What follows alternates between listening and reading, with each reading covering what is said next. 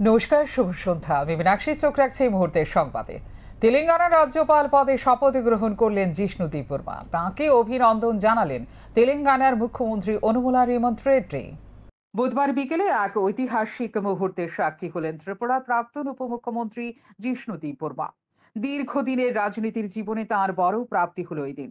তেলেঙ্গানার রাজভবনে তেলেঙ্গানা হাইকোর্টের প্রধান বিচারপতি অলোক আরাধে তাঁকে শপথ বাক্য পাঠ করান। তিনি তেলেঙ্গানাবাসীর স্বার্থে আগামী দিন সঠিকভাবে দায়িত্ব পালন করবেন বলে শপথ নেন। তারপর তেলেঙ্গানার মুখ্যমন্ত্রী অনুমুলা রেমন্ত রেড্ডি রাজ্যপাল জিষ্ণু দেববর্মার হাতে পুষ্পস্তবক তুলে দিয়ে অভিনন্দন জানান। তারপর তিনি সেই রাজ্যের মন্ত্রিসভার সদস্যদের সাথে পরিচিত হন। তারপর তাদের সাথে ছবি তুলে ভোজনে অংশ নেন। এদিন হায়দ্রাবাদে রাজীব গান্ধী আন্তর্জাতিক বিমানবন্দরে পা রাখার পর জিষ্ণু দেববর্মাকে স্বাগত জানান সেই রাজ্যের মুখ্যমন্ত্রী অনুমুলা রেমন্ত রেড্ডি। সেখানে গার্ড অফ অনার দেওয়া হয় রাজ্যপাল জিষ্ণু দেববর্মাকে। উপস্থিত ছিলেন সেই রাজ্যের প্রশাসনিক আধিকারিকেরা। তাদের সাথেও কথা বলেন জিষ্ণু দেববর্মা। প্রসঙ্গ, গত শনিবার রাতে রাষ্ট্রপতি দ্রৌপদী মুর্মু তেলেঙ্গানার জন্য ত্রিপুরার প্রাক্তন উপমুখ্যমন্ত্রী জিষ্ণু দেববর্মাকে নিয়োগ করেন।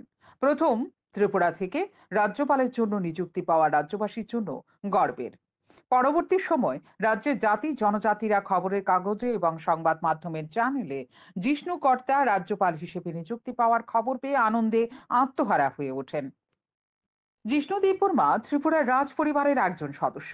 1957 সালে 15ই আগস্ট রমেন্দ্র কিশোর দেববর্মন এবং কোমল প্রভা দেবীর কনিষ্ঠ সন্তান হন জিষ্ণু দেববর্মা। পড়াশোনার পাশাপাশি ছাত্র জীবন থেকেই মেধাবী জিষ্ণু দেববর্মা রাজনীতির সাথে জড়িয়ে পড়েন। 1996, 1998 এবং 1999 সালে তিনি পূর্ব ত্রিপুরা লোকসভা আসন থেকে বিজেপির প্রার্থী হয়ে প্রতিদ্বন্দ্বিতা করেন। পরবর্তী সময় জয় না পেলেও তিনি দলের সাধারণ সম্পাদক সহ বিভিন্ন পদে দায়িত্ব পালন করেছেন। তারপর 2018 সালের বিধানসভা নির্বাচনে তিনি চরিলাম বিধানসভা কেন্দ্র থেকে বিজেপির প্রার্থী হয়ে লড়াই করেছিলেন। আশানুরূপ ফল করে ত্রিপুরার উপমুখ্যমন্ত্রী হন। পাশাপাশি রাজ্যের গুরুত্বপূর্ণ অর্থ দপ্তর, বিজ্ঞান ও প্রযুক্তি দপ্তর, পঞ্চায়েত দপ্তর এবং বিদ্যুৎ নিগমের দায়িত্ব পালন করেছেন। দীর্ঘ 5 বছর ত্রিপুরা উপমুখ্যমন্ত্রী সহ গুরুত্বপূর্ণ দপ্তরগুলির দায়িত্ব পালন করেছেন। কিন্তু 2023 বিধানসভা নির্বাচনে তিনি পরাজিত হয়েছেন। তারপরেও রাজ্য রাজনীতি থেকে 1 ইঞ্চিও সরেননি তিনি। এমনকি তাঁর গুরুত্ব দলের মধ্যে কোনো অংশেই কম হয়নি। যথারীতি এবার তেলেঙ্গানার গুরুদায়িত্ব পেলেন রাজ্যের জিষ্ণুকর্তা। তবে রাষ্ট্রপতি ত্রিপুরা থেকে একজন বিশিষ্ট ব্যক্তিকে রাজ্যপাল হিসেবে বেছে নেওয়ায় ত্রিপুরাবাসী গর্বিত। প্রথম এই রাজ্যে কেউ রাজ্যপাল হওয়ার সুযোগ পেয়েছেন। আতঙ্কে বৃন্দামাটিলা এলাকাবাসীরা। তন্ত্রমন্ত্র, তাবিজ ও বালু পড়ার কারণে এই পরিস্থিতি সৃষ্টি হয়েছে। জানা যায়, ওঝার তকমা দিয়ে 2 জনকে গ্রাম ছাড়া করল এলাকাবাসী। কোথায় যুক্তিবাদী মঞ্চ, কোথায় বিজ্ঞান মঞ্চ? ডিজিটাল যুগেও মন্ত্রতন্ত্র, ওঝাই বৈদ্য বিশ্বাস কতটুকু যুক্তিসঙ্গত তা নিয়ে জল্পনা কল্পনা চলছে। একদিকে ওঝা বৈদ্যের তকমা দিয়ে গ্রাম ছাড়া করছে, অন্যদিকে বাইরে থেকে ওঝা বৈদ্য ডেকে এনে ঝাড়ফুঁক করে চিকিৎসা চলছে। এমনই ঘটনা ঘটে গেল বিলোনিয়া থানাধীন সোনাইছড়ি বৃন্দামাটিলা এলাকায়। ঘটনায় চাঞ্চল্য দেখা দিয়েছে। খবর পেয়ে বুধবার দুপুর 12টা নাগাদ ছুটে যায় বিলোনিয়া অতিরিক্ত মহকুমা শাসক আশিস বিশ্বাস, ডিসিএম সঞ্জয় শীল সহ পুলিশ। এছাড়া তারা ঘটনার বিষয় নিয়ে খতিয়ে দেখেন, কথা বলেন এলাকার পুরুষ মহিলাদের সাথে। অবশেষে অনেক বোঝানোর পর বিলোনিয়া হাসপাতালে চিকিৎসার জন্য রাজি হয় এলাকাবাসী। এলাকার দাবি, গ্রামে 2 যুবকের মৃত্যু হয়, আরো কয়েকজন ব্যক্তির নাকি একই অবস্থা। তাদের দাবি, এলাকায় 3 ওঝা নাকি 3 জন ব্যক্তিকে অসুস্থ করেছে। এই 3 জনকে এলাকায় ঢুকতে দেবে না বলে হুঁশিয়ারি দেন। তবে গোটা ঘটনাটি এখন তদন্ত সাপেক্ষ। কোনো একটা পরিবার বা ব্যক্তির কারণে পুরুষ এবং মহিলাদের একটা বিশেষ রূপ হয়েছে। রূপটা হলো যে পুরুষদের যে পুরুষাঙ্গ সেটা ছোট হয়ে যাচ্ছে, মহিলাদের ক্ষেত্রেও সেম, এবং মহিলাদের শরীরে ব্যথা যন্ত্রণা হচ্ছে কোনো বিশেষ একজন ব্যক্তি তাবিজ কবজ করার কারণে। এটা থেকে তারা পরিত্রাণের জন্য এই পাড়ার মানুষ আসাম থেকে একজন ওঝা ডাকেন। ওঝা এসে বললেন যে এমন ব্যক্তির কারণে এখানে এই রোগটা ছড়াচ্ছে। তখন তারা এই লোকটাকে এই গ্রাম থেকে বের করে দেয়। এখন বর্তমানে উনি কোথায় আছেন আপনি বলতে পারছেন না। আমি আসলাম এডিশনাল এসডিএম, আমাদের ডিসিএম পুলিশকে নিয়ে আমি গ্রামের যে লোকজন সবার সঙ্গে কথা বললাম, কথা বলে তাদেরকে বোঝানোর চেষ্টা করেছি যে আপনাদের কোনো একটা বিশেষ রোগ হয়েছে, আপনারা রোগাক্রান্ত হয়েছেন, আপনাদেরকে ডাক্তার দেখানো উচিত। আমি বলছিলাম যে আমার সঙ্গে করে আমি এখনই বিলিনী হসপিটালে নিয়ে যাব, যাদের যে সমস্যা হচ্ছে তারা কেউ যেতে রাজি হচ্ছেন না। ওনাদের বক্তব্য যে আমাদের ডাক্তার ভালো করতে পারবেন না, আমরা ওঝাদের ঝাড়ফুঁক এবং বনাজি ওষুধ খেয়েই আমরা ভালো হব। ওনাদেরকে আমি বিশ্বাস করাতে পারছি না। ওনাদের অন্ধবিশ্বাস এবং কুসংস্কার এতটাই গভীরে চলে গেছে যে ওদের সঙ্গে আলোচনা করে ডাক্তারের কাছে নেওয়া সম্ভব নয়। সেই কারণে আমরা ভাবছি, মহকুমা প্রশাসন ভাবছে যে আগামী কিছুদিনের মধ্যে আমরা এই পাড়াতে একটা হেলথ ক্যাম্প করবো, স্বাস্থ্য শিবির করে ডাক্তারকে আমরা এখানে নিয়ে আসবো এবং যারা ভিকটিম আছে, যাদের অসুস্থ আছেন, যারা নিজেদেরকে অসুস্থ মনে করছেন, তাদেরকে আমরা ডাক্তার দেখাবো। ডাক্তার দেখানোর পর ডাক্তাররা যেভাবে চিকিৎসা করতে চান সেভাবে চিকিৎসা হবে। তো মানুষের সঙ্গে কথা বলে একটাই আমি সিদ্ধান্তে আসতে পেরেছি যে এখানের মানুষজন কিছুটা অজ্ঞতার কারণে তাদের মধ্যে অন্ধবিশ্বাস এবং কুসংস্কার অনেক গভীরে গেঁথে আছে।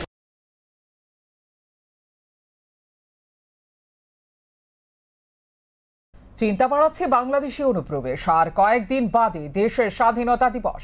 তার আগে সীমান্তের নিরাপত্তা প্রশ্নের মুখে বলা চলে, কারণ আবারও আটক হয়েছে 8 জন বাংলাদেশি নাগরিক। তারা বিমানবন্দর থেকে আটক হয়েছে। একদিকে কোটা আন্দোলনকে নিয়ে গত কয়েকদিন থমথমে বাংলাদেশ। বর্তমানে পরিস্থিতি অনেকটাই নিয়ন্ত্রণে রয়েছে, কিন্তু এর মধ্যে লাগাতার চলছে বাংলাদেশি নাগরিক অনুপ্রবেশ। রেল স্টেশনের পর এবার বিমানবন্দর থেকে 2 জন শিশু সহ 8 জন অবৈধ বাংলাদেশি নাগরিককে জালে তুলেছে পুলিশ।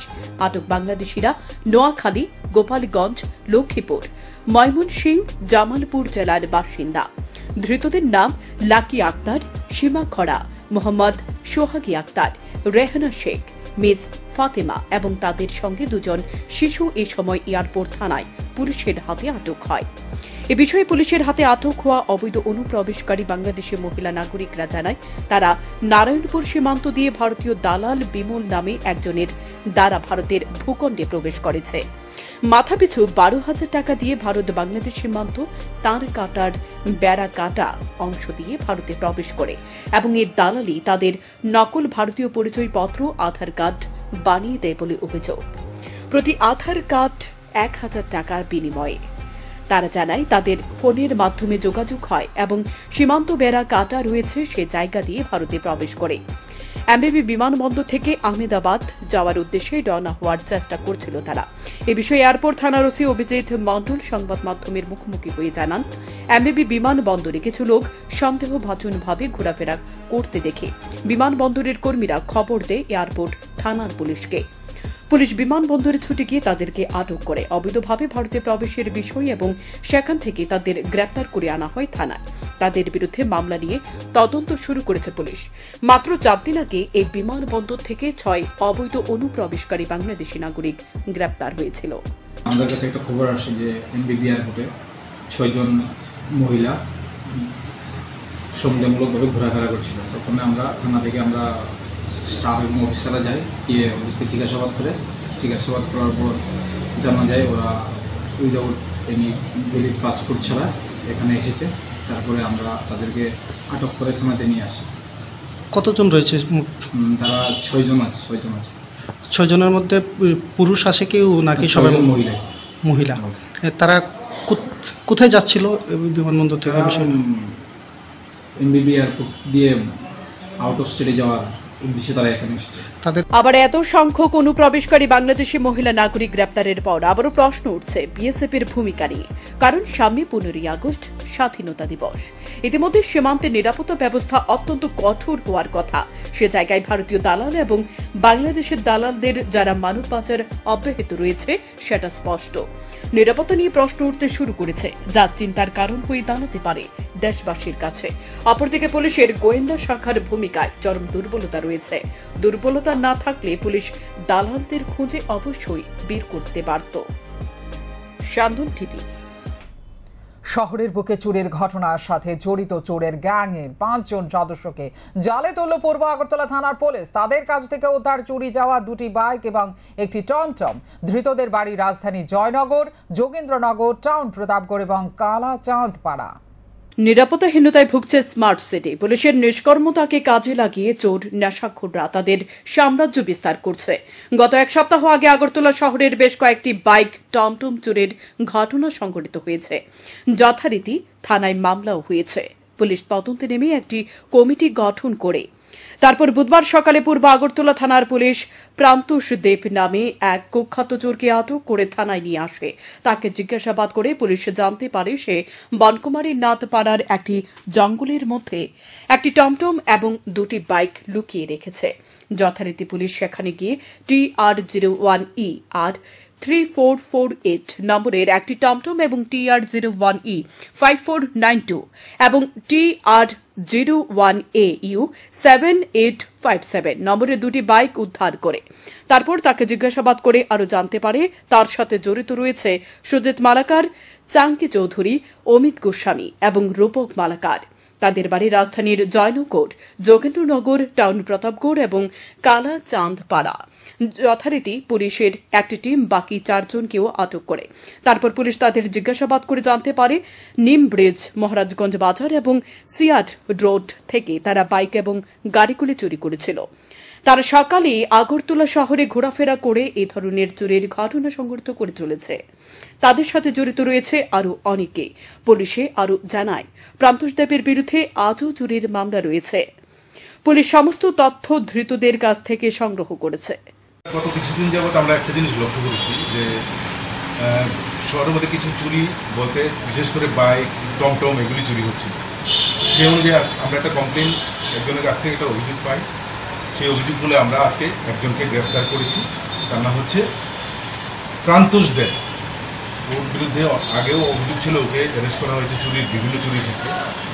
ওকে অ্যারেস্ট করার পর আমরা ওকে জিজ্ঞাসাবাদ করার পর ওর কাছ থেকে আমরা একটা টমটম এবং দুটো মোটর বাইক রিকভারি করতে পারি, যেগুলি বনকুমারী নাথপাড়া, যেটা রেল স্টেশন সংলগ্ন এলাকায় যে জঙ্গল আছে সেই জঙ্গলের মধ্যে লুকিয়ে রেখেছে।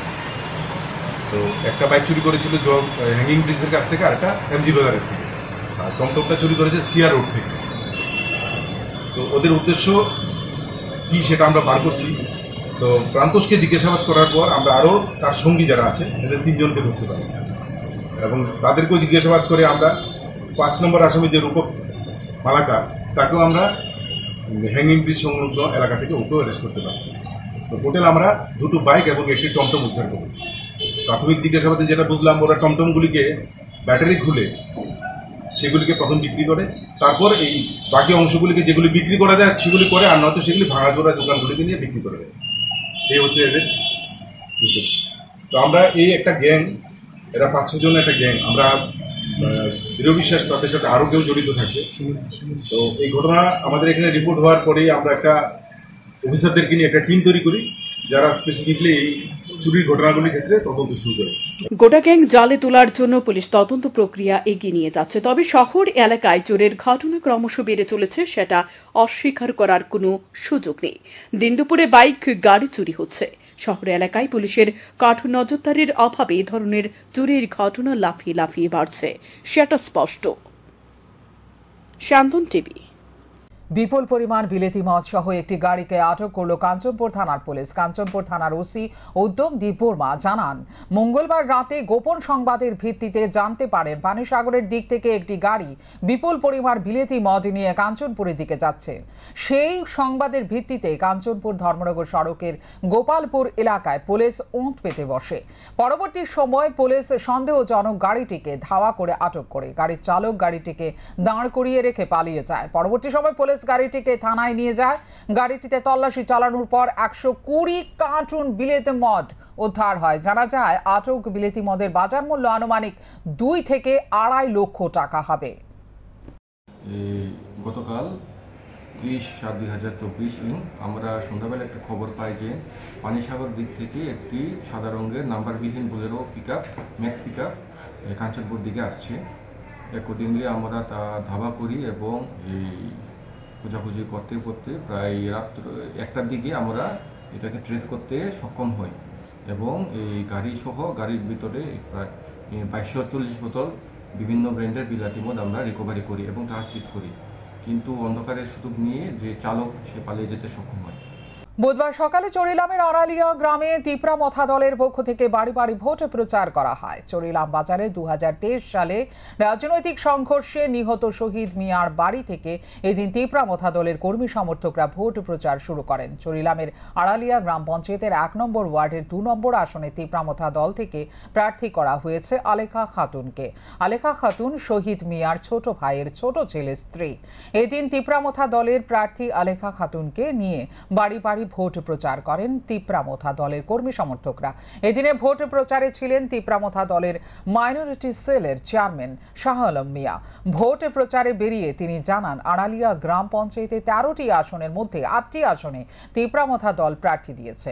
এই 8টি আসনে তিপ্রা মথা দলের প্রার্থীরা জয়ী হবে। আজকে আমরা এখানে আড়ালিয়া গ্রাম পঞ্চায়েতে আপনার 1 নং ওয়ার্ডের 2 নং আসনের প্রার্থী আমাদের আলেখা খাতুন। আমরা সকাল থেকে বাড়ি বাড়ি ডোর টু ডোর প্রচারে যাচ্ছি, মানুষের খুব ভালোই সাড়া পাচ্ছি। এখন শুধু সময়ের অপেক্ষা, আমরা এই আসনে বিজয়ী হব। 13টা ওয়ার্ডের আমরা 8টার মধ্যে দিয়েছি, আর আমরা 8টার মধ্যেই বিজয়ী হব। আমাদের মানুষ যেভাবে আমাদের পাশে এসে দাঁড়াচ্ছে, রেসপন্স দিচ্ছে, তো আমরা আশাবাদী যে আমরা আড়ালিয়া গ্রাম পঞ্চায়েতে 8টার মধ্যে 8টাই আমরা বিজয়ী হব। মানব পাচার, গাঁজা পাচার, সমস্ত বেআইনি কার্যকলাপের নাম লেখাচ্ছে রাজ্যের প্রধান রেল স্টেশন বাধারঘাট। প্রতিনিয়ত রেল স্টেশন থেকে আটক হচ্ছে এই ধরনের কার্যকলাপে জড়িতরা। মঙ্গলবার 2 গাঁজা পাচারকারীকে আটক করা হয়েছে রেল স্টেশন থেকে। তাদের কাছ থেকে আটক হয়েছে 28 কেজি শুকনো গাঁজা। পুলিশ জানায় তাদের কাছে অগ্রিম খবর ছিল গাঁজা পাচারকারীরা রেল স্টেশন দিয়ে গাঁজা পাচার করবে। সেই অনুযায়ী রেল স্টেশনের প্রবেশ পথে পুলিশ ওঁত পেতে বসে থাকে। যথারীতি 2 যুবক আসা মাত্রই পুলিশ তাদের ব্যাগ তল্লাশি করে গ্রেপ্তার করেছে। अगरतला रेल स्टेशन में 2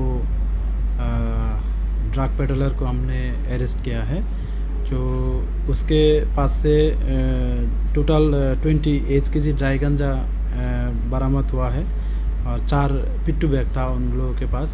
एक्चुअली ये सुबह ही खबर मिला था कि 2 जो है वो अगरतला रेल स्टेशन में शायद रेल का यूज़ कर सकते हैं जो गांजा है लेने के लिए। तो जब हम लोग को ये खबर मिला है, हम लोग और जो आरपीएफ है, हम दोनों एक साथ जॉइंट में चेकिंग स्टार्ट किया, जो एंट्री पॉइंट वगैरह है। तो इसी दौरान वो दोनों को डिटेन किया गया। হাতে আর মাত্র 8 দিন বাকি রাজ্যের পঞ্চায়েত নির্বাচনকে সামনে রেখে সিপিআইএম, কংগ্রেস ও বিজেপি দল প্রচারে খুবই ব্যস্ত। এরই মধ্যে শাসক দল বিজেপি রাজ্যের অধিকাংশ গ্রাম পঞ্চায়েত, পঞ্চায়েত সমিতির এমনকি জেলা পরিষদের বেশ কিছু আসন ইতিমধ্যে জয়ী হয়েছেন। আসনে বাকি যা আসন রয়েছে তার মধ্যে হবে নির্বাচন। সারা রাজ্যের সঙ্গে উদয়পুর মহকুমায় প্রতিদিন শাসক দল বিজেপি, বিরোধী দল সিপিআইএম কি কংগ্রেস দলের পক্ষ থেকে তাদের প্রার্থীদের জয়ী করার জন্য ভোটারদের বাড়ি বাড়ি যাচ্ছেন তাদের প্রার্থীদের ভোটে জয়যুক্ত করার জন্য। বুধবার গোমতী জেলা পরিষদের 11 নম্বর আসনে সিপিআইএম এর প্রার্থী প্রীতম শীল ভোট প্রচারে জামজুরি থেকে শুরু করে রাজনগর বৈষ্ণবী চর এলাকায় বের হয়েছেন। তার সঙ্গে ছিলেন পঞ্চায়েত ও পঞ্চায়েত সমিতির প্রার্থীরাও। সিপিআইএম এর প্রার্থী প্রীতম শীল বলেন, ভোটাররা ভোট দিতে পারলে জয় সম্পর্কে 100% নিশ্চিত। অপরদিকে উদয়পুর মহকুমায় মাতাবাড়ি বিধানসভা কেন্দ্রের মোড়াপাড়া গ্রাম পঞ্চায়েত নির্বাচনে প্রচারে বের হয়েছেন গোমতী জেলা কংগ্রেস সভাপতি টিটন পাল সহ অন্যান্যরা। টিটন পাল বলেন, ভোটাররা যদি তাদের ভোটাধিকার প্রয়োগ করতে পারে তাহলে সারা রাজ্যের সঙ্গে উদয়পুর মোড়াপাড়ার ভোটাররা তৈরি হয়ে রয়েছে কংগ্রেস প্রার্থীদের জয়ী করার জন্য। আসন্ন 33 পঞ্চায়েত নির্বাচনে দক্ষিণ মোড়া গাঁও পঞ্চায়েতের ভারতের জাতীয় কংগ্রেসের মনোনীত প্রার্থী 1 নং আসনে সুপর্ণা ভূঁইয়া এবং সঙ্গীতা দাস সরকারের সমর্থনে এবং মাতারবাড়ি পঞ্চায়েত সমিতির 12 নং আসনে জাতীয় কংগ্রেসের মনোনীত প্রার্থী জ্যোৎস্না দাসের সমর্থনে আজকে আমরা বাড়ি বাড়ি সেখানে আমরা মানুষের কাছে যাচ্ছি, মানুষের কাছে আশীর্বাদ প্রার্থনা করছি। আমরা মানুষের বাড়ি বাড়ি যখন যাচ্ছি, মানুষ তাদের অভাব অভিযোগের কথা বলছেন এবং একটা বিশাল সারা আমরা সেখানে পরিলক্ষিত করছি। জয় সম্পর্কে 100% নিশ্চিত। কিসের ভিত্তিতে আপনি জয় সম্পর্কে? কারণ আপনারা দেখছেন 2018 সালে এই রাজ্যের মধ্যে বিজেপি সরকার প্রতিষ্ঠিত হয়। 2018 সালের পর থেকে এই এলাকার থেকে যিনি জয়ী হয়েছেন ইনি বর্তমানে মন্ত্রী। এই এলাকার মধ্যে উনি গত 5 বছর, এখন প্রায় 1.5 বছর, 6.5 বছরে এলাকার মানুষের সাথে কোনো যোগাযোগ নেই মন্ত্রিত্ব হওয়ার পর, এবং পঞ্চায়েতগুলোতে ব্যাপক দুর্নীতি। উনি সব কিছু জানা সত্ত্বেও উনার কাছে উনার দলের নেতৃত্বই কমপ্লেন করছে যে পঞ্চায়েতের দুর্নীতি, পঞ্চায়েত থেকে সাধারণ মানুষ বঞ্চিত, কয়েকজন মুষ্টিমেয় কয়েকজন মানুষ এখন পকেট গরম হচ্ছে পঞ্চায়েত থেকে, যারা আগে ভাত খেতে পেত না তারা বর্তমানে বিরাট বড় বড় বিল্ডিং তৈরি করছে বাড়ি করে। সেই সুবাদেই এলাকার মানুষ এবং উনার দলের নেতৃত্ব যারা আছে কর্মীরা উনার প্রতি এবং উনাদের পঞ্চায়েতের প্রতি প্রচণ্ড ক্ষোভ। সেই সুবাদে উনার দলের কর্মীরাই আমাদেরকে বলছে এবার পঞ্চায়েতে প্রতিদ্বন্দ্বিতা করবার জন্য। বুধবার উত্তর জেলা প্রশাসনের পক্ষ থেকে এক সংবর্ধনা অনুষ্ঠানের আয়োজন করা হয়। মূলত কাঞ্চনপুরের সুভাষনগরের বাসিন্দা এবং গৃহবধূ পোল ভোল্টের খেলোয়াড় মমতা নাথের কাহিনী নিয়ে। মমতা নাথের স্বামী একজন গাড়ি চালক। তার বাড়িতে তার স্বামী ছাড়া ছেলে, পুত্রবধূ এবং নাতিন রয়েছে। তাছাড়া আগরতলা স্পোর্টস স্কুলে মমতা নাথের ছোট ছেলে রয়েছে। তাকে দেখে মমতার খেলাধুলার প্রতি আবার আসক্তি জাগে। বিদ্যালয় জীবনে খেলাধুলা করলেও বিয়ের পর ছোট ছেলের প্র্যাকটিস দেখে তার খেলার প্রতি আসক্তি জাগে। জানা গেছে এখন পর্যন্ত মমতা নাথ পোল ভোল্টে 3টি মেডেল পেয়েছেন, যার মধ্যে 2টি রয়েছে জাতীয় স্তরের এবং একটি আন্তর্জাতিক স্তরের। এটি এসেছে ফিলিপাইন থেকে। তাছাড়া 5 কিলোমিটার হাঁটা এবং 400 মিটার হার্ডলে তার পদক রয়েছে। একজন বিবাহিত মহিলা হয়ে একটা ভিন্ন ধরনের খেলার প্রতি তার আসক্তিতে উত্তর জেলার পুলিশ প্রশাসন তাকে সংবর্ধনা ও কিছুটা আর্থিক সাহায্যের হাত বাড়িয়ে দিয়েছে। কাঞ্চনপুরের একজন অ্যাথলিট, নাম হলো ওনার মমতা নাথ, সুভাষনগর বাড়ি। উনি সুইডেন যাবেন খেলার জন্য এবং উনি একজন প্রতিভা খেলোয়াড় ত্রিপুরা। অনেক ন্যাশনাল, ইন্টারন্যাশনাল এবং স্টেট ম্যাচ উনি করেছেন। ওনার আর্থিক সাহায্য দরকার। খবর পেয়ে আমাদের যারা অফিসাররা যারা আছেন, কালকে আমরা সন্ধ্যার সময় একটা মিটিং করেছি। নাম্বার 1 হলো ওনাকে শুভেচ্ছা জানাবো, ওনার সফলতা কামনা করবো, পাশাপাশি ওনাকে কিছুটা আর্থিক সাহায্য করেছি আমরা। এটা আসলে ত্রিপুরাবাসীর কাছে একটা ইন্সপিরেশন, যেটা ওনার মুখের থেকে আমরা এখন শুনলাম যে উনি স্কুল লাইফে খেলাধুলা করেছেন এবং যেটার মধ্যে উনি স্পেশালিস্ট হতে যাচ্ছেন সেটা হলো পোল বল।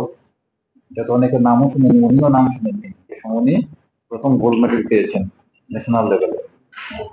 এটা ত্রিপুরাতে পটেনশিয়াল আছে, সুপ্ত প্রতিভা আছে।